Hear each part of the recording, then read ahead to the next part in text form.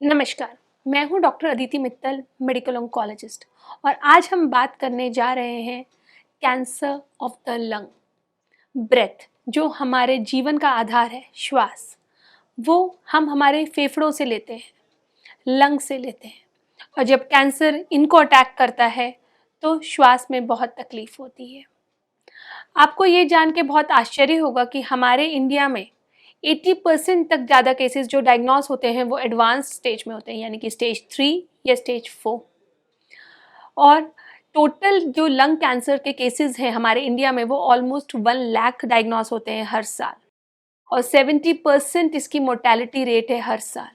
तो आप ये सोच सकते हैं कि कितना भयावह कैंसर है। ये कैसे प्रेजेंट करता है या फिर इसके रिस्क फैक्टर्स क्या होते हैं, चलिए इसे जानते हैं।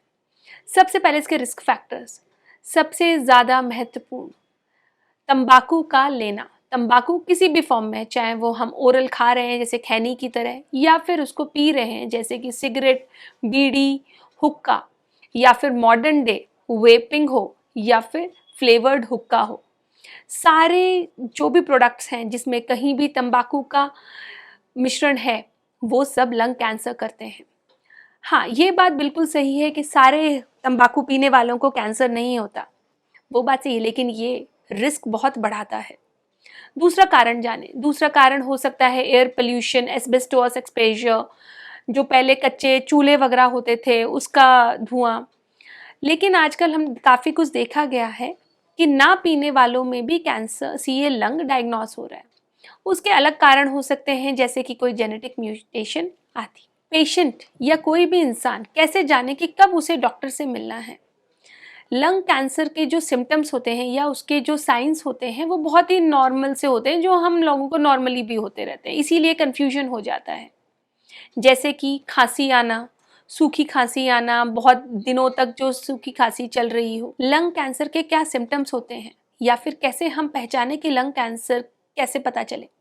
तो सबसे इम्पॉर्टेंट है खांसी, जो कि बहुत लंबे समय तक चलती जा रही है, और या फिर बहुत ही और हो जाता है जब खांसी में खून आने लगे और सांस भरना, चलने पे सांस भरना, चेस्ट पेन होना और बहुत थकावट रहना, वेट लॉस होना, इस तरह के नॉन स्पेसिफिक सिम्टम्स होते हैं। और इसीलिए कई बार हम इसे या तो नज़रअंदाज कर देते हैं या किसी और बीमारी के लिए ट्रीट करते रहते हैं, जैसे कि ट्यूबरक्लोसिस या कोई और लंग इन्फेक्शन। इसलिए लंग कैंसर बहुत लेट डायग्नोस होता है। लंग कैंसर की 4 स्टेजेस होती हैं, जैसे कि नॉर्मली हर कैंसर की होती हैं, फर्स्ट, सेकंड, थर्ड और फोर्थ। फर्स्ट और सेकंड स्टेज पे अगर पेशेंट डायग्नोस होता है तो जनरली हम सर्जरी का यूज़ करते हैं। सर्जरी के बाद पेशेंट को अगर ज़रूरत पड़े तो कीमोथेरेपी एडजुवेंटली भी दी जाती है। अगर पेशेंट हमारे पास स्टेज 3 या स्टेज 4 में आता है तो उसका ट्रीटमेंट थोड़ा डिफरेंट होता है। स्टेज 3 में हम कीमोथेरेपी, रेडिएशन थेरेपी और अगर ज़रूरत पड़े तो इम्यूनोथेरेपी का भी यूज़ करते हैं। स्टेज 4 जो कि सबसे खतरनाक कैंसर है, उसमें कुछ मॉलिक्यूलर टेस्टिंग करने के बाद पेशेंट का सही प्रोटोकॉल डिसाइड किया जाता है कि पेशेंट का ट्रीटमेंट कीमोथेरेपी से होगा, कीमोथेरेपी प्लस इम्यूनोथेरेपी से होगा या टारगेटेड थेरेपी से होगा। अब चलिए बात करते हैं कि इम्यूनोथेरेपी क्या होती है। जैसे कि नाम से ही पता चल रहा है, इम्यूनोथेरेपी में जो ड्रग होती है वो हमारे इम्यून सिस्टम को बोलती है कि वो कैंसर से लड़े, यानी कि हमारी खुद की इम्यूनिटी को सुदृढ़ बनाती है। इसके साइड इफ़ेक्ट्स भी नॉर्मल कीमोथेरेपी की तरह, जैसे कि बाल झड़ना, उल्टी होना, कमज़ोरी आना, जनरली नहीं होते हैं। तो ये बहुत असरदार भी है और पेशेंट के लिए बहुत ईजी भी है लेना।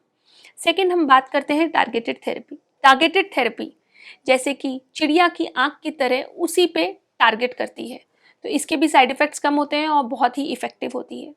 इन सारी मेडिसिन्स के आने के बाद सीए लंग का पेशेंट जो स्टेज 4 पे होता है, उनका सर्वाइवल बहुत बढ़ गया है और लोग बहुत साल तक जी रहे हैं। सो इस वर्ल्ड कैंसर डे के उपलक्ष्य में मैं आप सबसे यह आग्रह करती हूँ कि अगर आप सब में से किसी को या आपके लव्ड वंस में ये सारे सिम्टम्स आपको दिखते हैं, जैसे कि मैंने बात की, खांसी होना बहुत लंबे समय तक, चेस्ट पेन होना, खांसी में खून आना, इस तरह के सिम्टम हैं, तो कृपया जाके उसको और इन्वेस्टिगेट कीजिए। जिससे कि इस इन्वेस्टिगेशन में हम क्या-क्या करते हैं, जैसे कि हम सीटी स्कैन करते हैं, हम पेट स्कैन करते हैं और ज़रूरत पड़ती है तो हम बायोप्सी करते हैं। इन सब की मदद से हम पेशेंट की डायग्नोसिस बनाते हैं। सो अगर किसी को है तो आप तुरंत जाके अपने डॉक्टर से मिलिए। आप सबको यही कहना चाहूँगी कि लंग कैंसर को अगर अर्ली स्टेज पे पता कर लिया जाए, जैसे कि फर्स्ट, सेकंड और मैक्सिमम थर्ड भी, तो इससे बचने के बहुत उपाय हैं।